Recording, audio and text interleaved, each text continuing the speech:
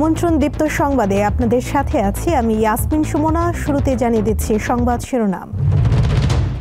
গোপালগঞ্জে এক বাসের পেছনে আরেক বাসের ধাক্কা, 2 জন নিহত, আহত 10 জন। চীনে বাদুড়ের দেহে মিলল নতুন করোনা ভাইরাস, মানুষের মধ্যে ছড়ানোর আশঙ্কা।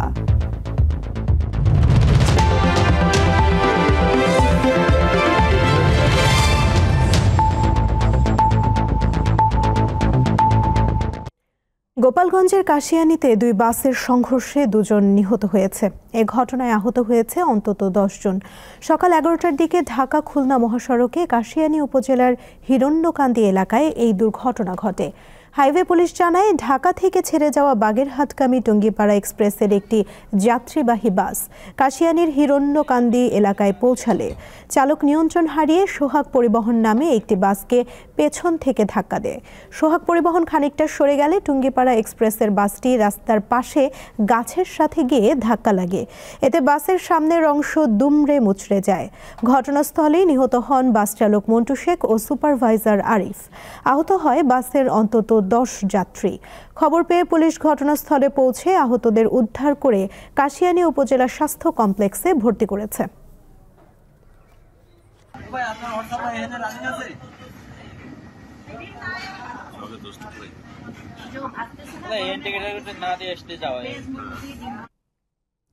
টাঙ্গাইলে চলন্ত বাসে ডাকাতি ও শ্লীলতাহানির ঘটনায় 3 জনকে গ্রেফতার করেছে পুলিশ। টাঙ্গাইল জেলা পুলিশ সুপার মিজানুর রহমান জানান, শুক্রবার মধ্যরাতে সাভার এলাকায় অভিযান চালিয়ে 3 জনকে গ্রেফতার করা হয়। এ সময় তাদের কাছ থেকে 3টি মোবাইল ফোন, একটি ছুরি এবং 29,000 টাকা উদ্ধার করা হয়েছে। গ্রেফতারকৃতরা হলেন মানিকগঞ্জের মুহিত, শরীয়তপুরের সবুজ এবং ঢাকার শরীফ। এরা সকলেই আন্তঃজেলা ডাকাত দলের সক্রিয় সদস্য। বাকি আসামিদের গ্রেফতারে অভিযান অব্যাহত রয়েছে বলে জানান তিনি। বাসে ডাকাতির সময় ধর্ষণের ঘটনা ঘটেনি, তবে শ্লীলতাহানির ঘটনা ঘটেছে বলে জানান টাঙ্গাইলের পুলিশ সুপার। বৃহস্পতিবার রাতে ওমর আলী নামে এক বাসযাত্রী বাদী হয়ে মির্জাপুর থানায় ডাকাতি মামলা করেন।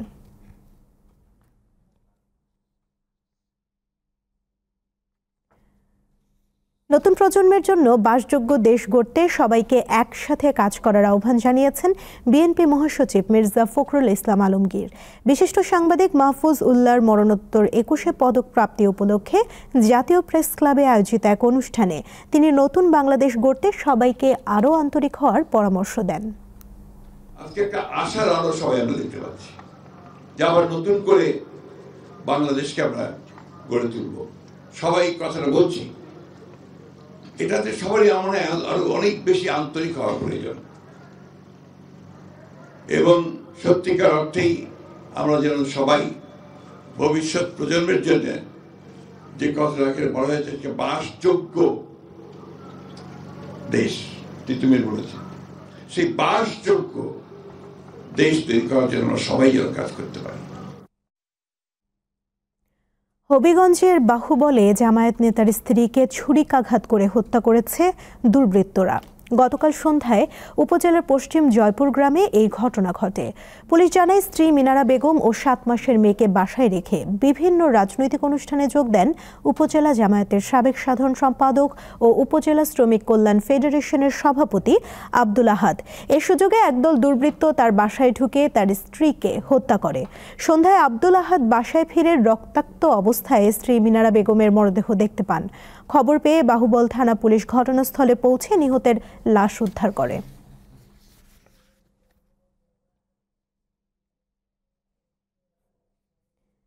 ঝিনাইদহের শৈলকুপায় 3 জনকে গুলি করে হত্যা করেছে দুর্বৃত্তরা। শুক্রবার রাত 12টার দিকে উপজেলার রামচন্দ্রপুর গ্রামের শ্মশানঘাট এলাকা থেকে 3 জনের মরদেহ উদ্ধার করা হয়। পুলিশ জানায়, রাতে শ্মশানঘাট এলাকায় গুলির শব্দ শুনতে পেয়ে পুলিশকে খবর দেয় স্থানীয়রা। পরে পুলিশ ঘটনাস্থলে পৌঁছে 3 জনের লাশ ও 2টি মোটরসাইকেল উদ্ধার করে।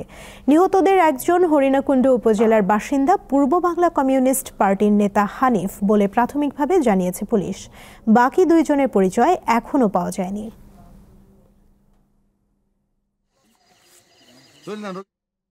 6 দফা বাস্তবায়নের দাবিতে খুলনা প্রকৌশল ও প্রযুক্তি বিশ্ববিদ্যালয়ের ভিসি প্রফেসর ডক্টর মোহাম্মদ মাসুদের বাসভবনে তালা দিয়েছে শিক্ষার্থীরা।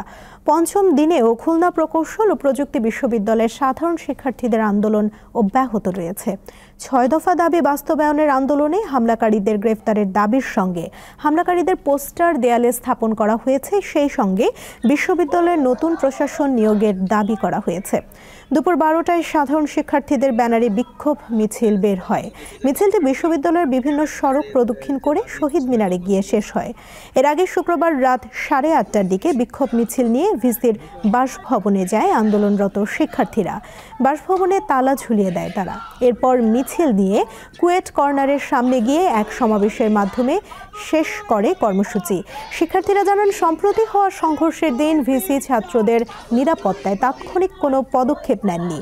এজন্যই কুয়েটের VC Mohammad Masud, pro VC Sheikh Shariful Alam এবং ছাত্র কল্যাণ বিষয়ক পরিচালক ডক্টর সোবহান মিয়ার অপসারণ সহ 6 দফা দাবি জানিয়েছেন তারা।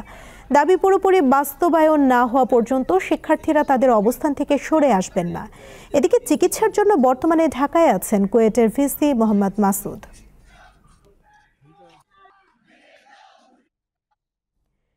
রাজধানীর কড়াইল বস্তির টিএনটি মন্দির গেট এলাকায় ভয়াবহ আগুনের ঘটনা ঘটেছে।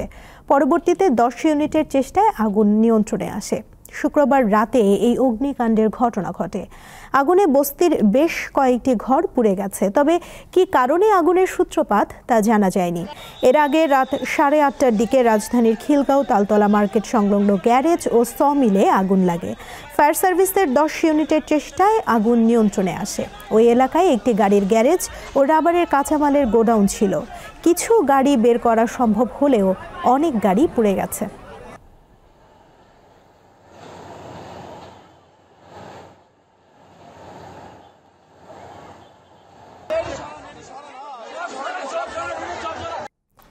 সাতক্ষীরায় গোখাদ্যের দাম বৃদ্ধি পেলেও বাড়েনি দুধের দাম। ফলে লোকসান সহ্য করতে না পেরে খামারে শ্রমিক কমানোর পাশাপাশি গরু বিক্রি করে দিতে বাধ্য হচ্ছেন খামারিরা।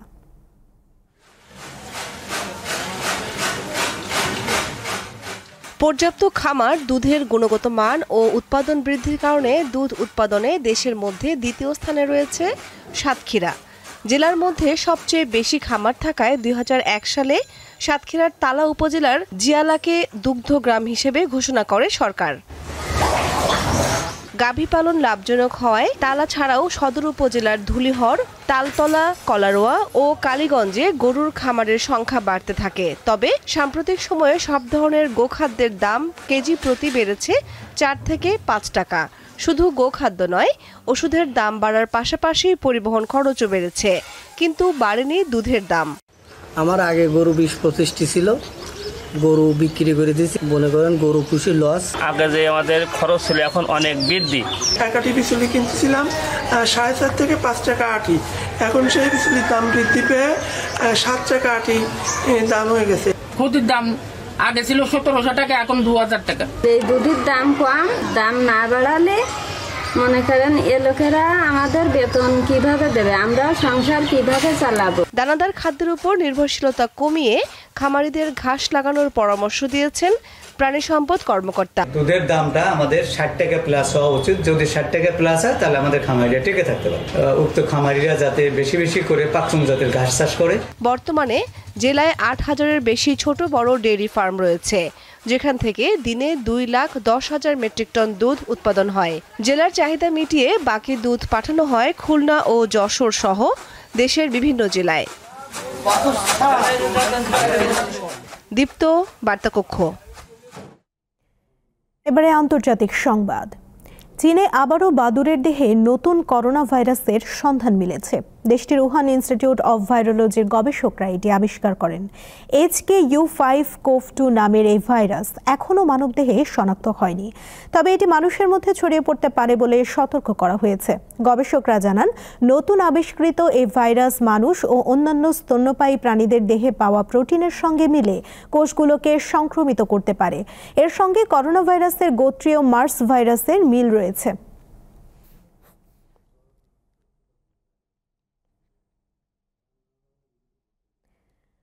গাজায় যুদ্ধবিরতির চুক্তি অনুযায়ী আজ ৬ ইসরায়েলি জিম্মিকে মুক্তি দেবে হামাস। বিনিময়ে ইসরায়েলি কারাগার থেকে ছাড়া পাবে ৬০২ ফিলিস্তিনি বন্দী।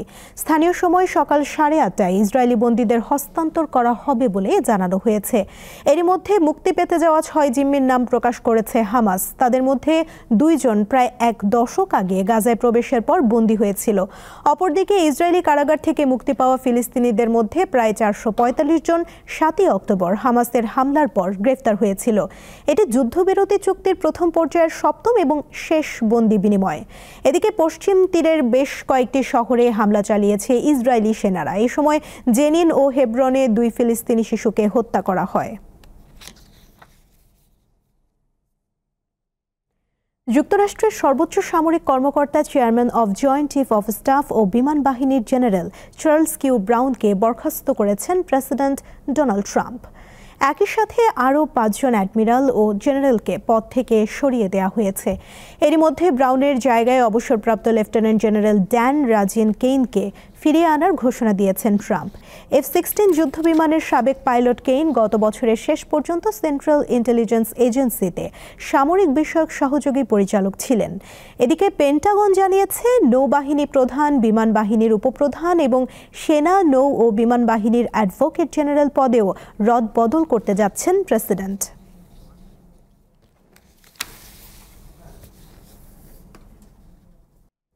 দীপ্ত সংবাদ শেষ করার আগে শিরোনামগুলো জানিয়ে দিচ্ছি আরও একবার। গোপালগঞ্জে এক বাসের পেছনে আরেক বাসের ধাক্কা, 2 জন নিহত, আহত 10 জন। চীনে বাদুড়ের দেহে মিলল নতুন করোনা ভাইরাস, মানুষের মধ্যে ছড়ানোর আশঙ্কা।